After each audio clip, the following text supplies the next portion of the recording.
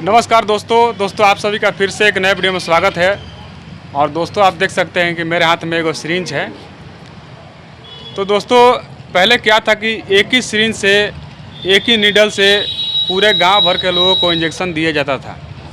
पहले अगर किसी का तबीयत खराब हो जाता था, बीमार हो जाता था व्यक्ति, तो डॉक्टर साहब जब आते थे तो उनके पास एक ही नीडल, एक ही सिरिंज होता था और उसी सिरिंज से, उसी नीडल से पूरे गांव भर के लोगों का इंजेक्शन देते थे जिसका तबीयत खराब होता था।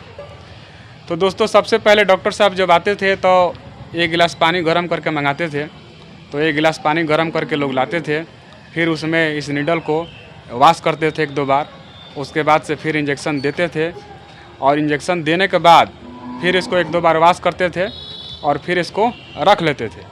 तो पहले का मेडिकल साइंस उतना विकसित नहीं था। एक ही नीडल से, एक ही सिरिंज से पूरा गांव भर के लोगों का इंजेक्शन दिए जाता था। इस तरह का पहले व्यवस्था था, लेकिन अब ऐसा नहीं है। मेडिकल साइंस काफ़ी विकसित हो चुका है। एक बार इसको यूज करके इसको फेंक दिया जाता है। और दोस्तों इसका नीडल इतना मोटा होता था आज के मुकाबले कि इंजेक्शन लेने के साथ में बहुत दर्द होता था। मुझे आज भी याद है, मैंने भी इस तरह का इंजेक्शन लिया है पहले। तो दोस्तों इसका नीडल मोटा होने की वजह से बहुत दर्द होता था, तो लोग घबराते थे, भागते थे इंजेक्शन लेने से, और बच्चे सब डरते थे। तो इस तरह का पहले मेडिकल साइंस था, उतना विकसित नहीं था। उस वक्त सरकारी डॉक्टर हुआ करते थे। जैसे 2-4-10 गाँव में एक सरकारी अस्पताल होता था, उसी में सरकारी डॉक्टर होते थे और उनके पास इस तरह का सिरिंज होता था और वही इलाज करते थे। गांव में जब भी किसी का तबीयत खराब होता था या वैसे भी वो डेली गांव में आते थे, उनका ड्यूटी था, डेली गांव में आते थे।